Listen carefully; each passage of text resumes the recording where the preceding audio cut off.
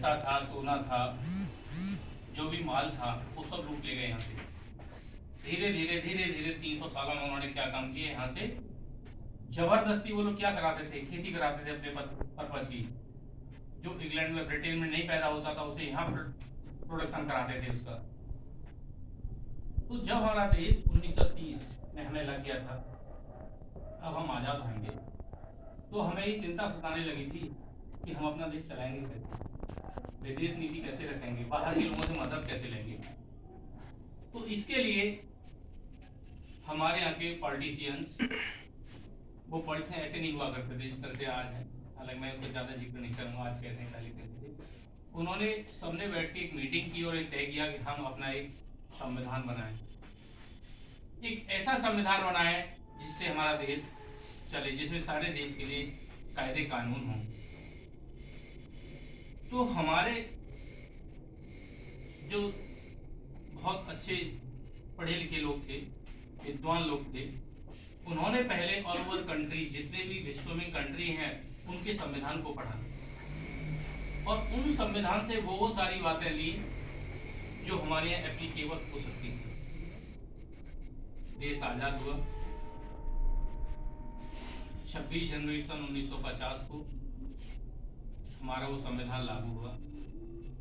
हम कहने लगे हम स्वतंत्र हो गए।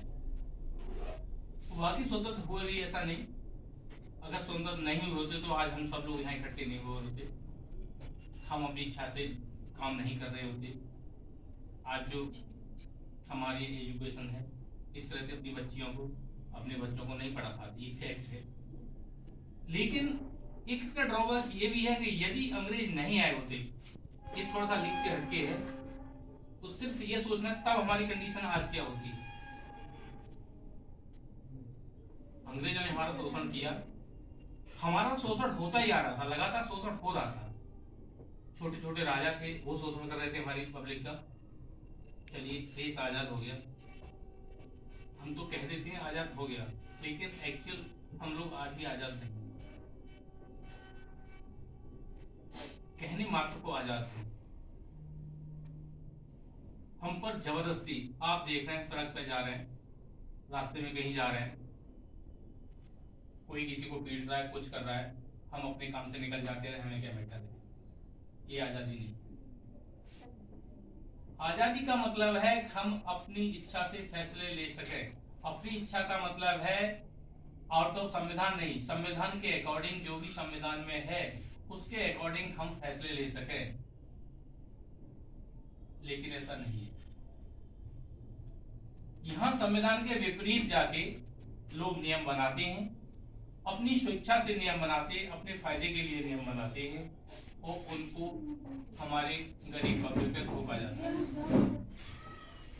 यदि ऐसा होता रहा तो देश कुछ ही दिनों में दोबारा से ऑन पेपर गुलाम नहीं होगा, तो मानसिक रूप से तो गुलाम हो ही जाएगा।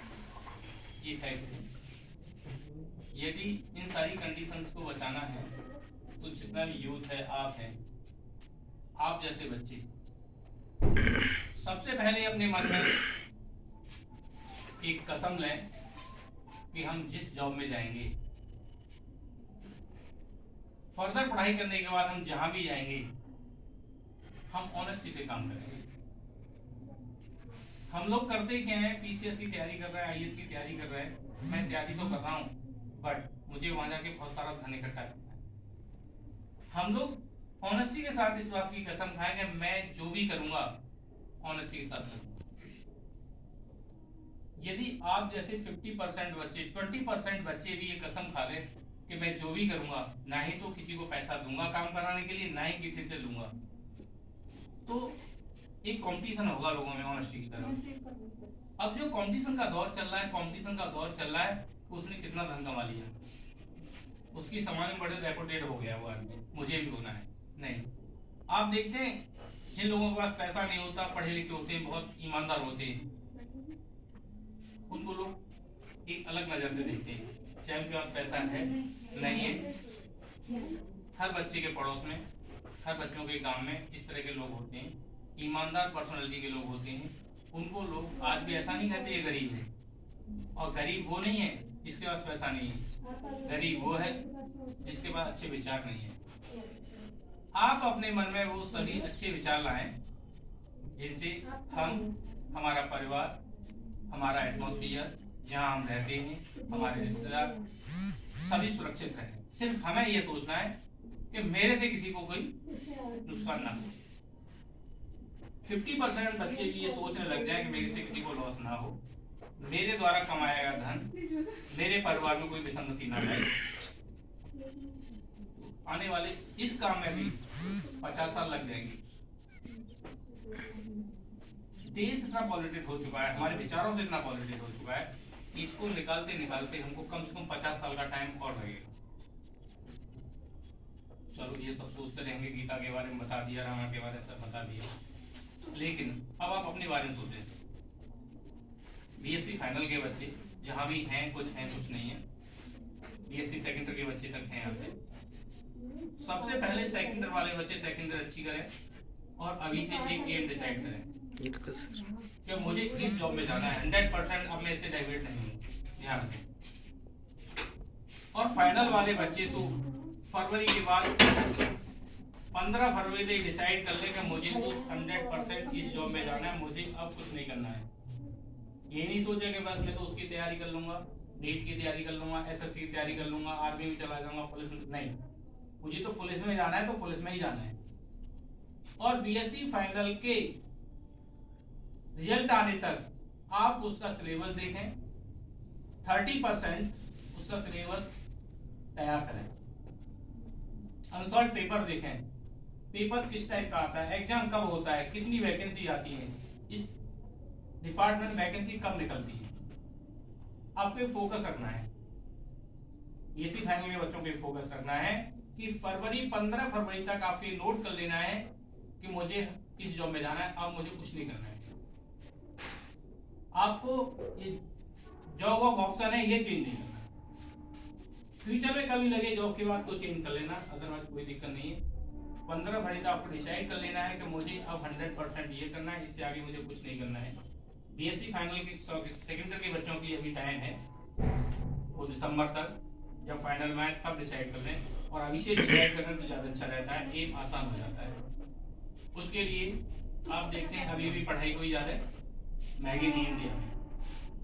इंडिया में महंगाई तो शौक महंगे हैं। इंडिया में आज भी खाना और पढ़ाई आज भी महंगा नहीं है। नॉर्मल बच्चे भी बहुत अच्छा कॉम्पिटिशन निकालते थे। इसी कमरे से आप देखें, वो हमारी अंजुल लड़की पढ़ती है, उसका भाई भी नॉर्मल था। हैं? ऐसा अगर पैसे वाली नौकरी पा पाते तो पढ़ाई कोई मायने नहीं रखती। इस कमरे में रखते 5 लड़के हैं, जिनमें से 4 लड़कों ने पीसीएस मैथ निकाला, देखिए इस कमरे से, लेकिन वो पढ़ते हैं आके, मेहनत करते हैं। एक का फाइनल सिलेक्शन हो गया, केपी नाम है उसका, दोबारा इंटरव्यू देने जा रहा है, वो 28 को इसका इंटरव्यू है। आप चाहें तो बच्चों से गाइडेंस ले सकते हैं, लेकिन डिसाइड कर लें।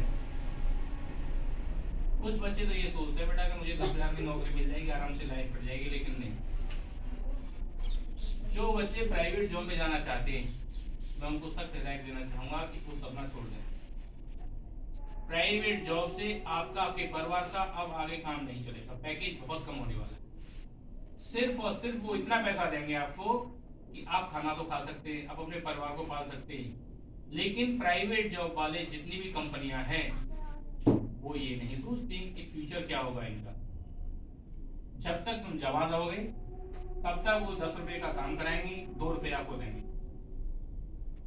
वो सिर्फ 10 रुपए का काम कराने के बाद 2 रुपए आपको देते हैं, 10 रुपए आपको देते हैं, 25 रुपए का काम कराते हैं। तो क्या 10 रुपए में फ्यूचर के लिए बचा के क्या रखेंगे?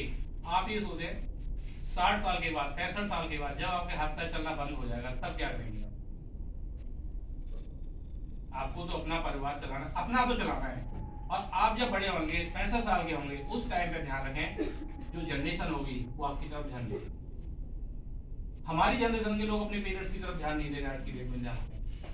आपके पेरेंट्स, आपके फादर, आप देख रहे होंगे, कहलवाना नहीं चाहूंगा मैं, कितने लोग ऐसे हैं जिनके पेरेंट्स अपने पेरेंट्स को ढंग से रख पा रहे हैं? बहुत कम लोग हैं समाज में। मैं गांव में जाता हूँ और मोस्टली अब हर सैटरडे को गांव में जाता हूँ इसीलिए, और वहां मैं देखता हूँ कि देखिए एक बेटा खाना खा रहा है, उसकी माँ भी खाना नहीं खा रही, और अगर वो खाना बना रही है, वो अपनी पत्नी के बना हुआ हाथ का खाना खा रहा है कमीन, और उसको देखें कि उसकी माँ चूल्हे पर खाना बना रही है। यस सर, ये होता है। 50% गांव में मैं ये कंडीशन देखता हूँ, अपने गांव में जाता हूँ तो ये देखता हूँ कि साला लड़का खाना खा रहा होता है, वहाँ उसकी माँ अपने हाथ से खाना बना रही होती है, और आपका जब 65 साल के होंगे, 60 साल के होंगे, तो 40 साल का 45 साल का वक्त लगेगा लगभग। 45 सालों में हालत बहुत खराब हो जाएंगी। इसलिए आपको सिर्फ और सिर्फ 2 साल तैयारी होती है। यदि आप अपने पेरेंट्स को इज्जत देना चाहते हैं, उनकी सेवा करना चाहते हैं, बेसिकली आज भी सेवा होती है जब पैसा होता है ना। आज पैसा बस फैक्टर हो गया है। किसी टाइम पे पैसा कोई मायने नहीं रखता था, लेकिन अब लोगों के दिमाग में पैसा पहले था, हम भी कुछ नहीं मानते थे। जब प्रैक्टिकली हम लोग इस लाइफ में आए तो लगता है कि पैसा एक फैक्टर है। जिसके पास पैसा होता है ना, वो खर्च कर देता है किसी चीज में। कुछ कमेंट टाइप के होते हैं, जानबूझ के खर्च नहीं करते। तो मैंने सबसे पहले ये भी कहा था कि पैसा ऑनेस्टी के साथ कमाइए। ऑनेस्टी से पैसे आराम से इतने मिलते हैं इंडिया में, आज भी गवर्नमेंट जॉब में इतने पैसे मिलते हैं कि आप बहुत अच्छी तरह से अपना परिवार भी चला सकते हैं, फ्यूचर के लिए भी रख सकते हैं, और अपने पेरेंट्स को भी दे सकते हैं आराम से। आप ऑनेस्ट है तो क्यों, ऑनेस्ट होंगे तो आपके कोई ज्यादा खर्चे नहीं होंगे। इसीलिए मैं ये चाहूंगा फाइनल के बच्चों से कम 15 फरवरी तक डिसाइड करें कि मुझे इस जॉब में जाना। कोई भी शॉर्ट टर्म फैसला नहीं है। आपको 3 साल का टाइम लग रहा है, कोई प्रॉब्लम नहीं है, लेकिन कोई भी शॉर्ट टर्म फैसला नहीं लेंगे मैं इस कंपनी में चला जा रहा हूँ, मुझे अभी पैसे मिल जाएंगे, नहीं। आपको 3 साल वेट करना पड़ेगा, कोई दिक्कत नहीं। अभी आपको 10,000 की नौकरी मिल जाती है, लेकिन उस टाइम का सोचिए आफ्टर 50 ईयर्स तब क्या होगा। उस टाइम पे क्या मैं अपने परिवार को प्रोटेक्ट दे पाऊंगा, अपने पेरेंट्स को प्रोटेक्ट कर पाऊंगा। तो यही सब सोचकर आपको फैसला लेना है, कोई जल्दबाजी नहीं कर। सबसे पहले सोचें, लोग अभी भी कह रहे हैं अरे सरकारी नौकरी में कहां पेंशन है। पेंशन नहीं, लेकिन सिक्योरिटी है। नहीं तो आज सरकारी नौकरी, प्राइवेट नौकरी और आपके व्यापार में कहीं कोई अंतर नहीं। ऐसा एस्टेब्लिशमेंट करिए जिससे आपका व्यापार सही डायरेक्शन में जाए। ऐसा काम करें जिससे समाज को कोई नुकसान ना हो। सबसे पहले समाज को नुकसान है पॉल्यूशन। हमारे यहाँ आप अपने थोड़ा सा चीपेस्ट हरकत की वजह से समाज के लिए हम पॉल्यूशन पैदा करते हैं, ये बहुत बड़ी समस्या खड़ी होने वाली है। ऑटोमोबाइल्स, और सबसे बड़ी समस्या खड़ी होने वाली है मोबाइल। इसका गैरेज इतना इकट्ठा हो गया है बेंगलोर में कि एक दिन इसको डिस्पोज करना बहुत मुश्किल काम हो जाएगा इंडिया के लिए। इसलिए हम ये देखें, हम इस तरह का सामान यूज करें कि आराम से डिस्पोज ऑफ हो जाए, कोई साइड इफेक्ट ना। इसी के साथ मैं अपनी वाणी को विराम देता हूँ। जय हिंद। Thank you sir.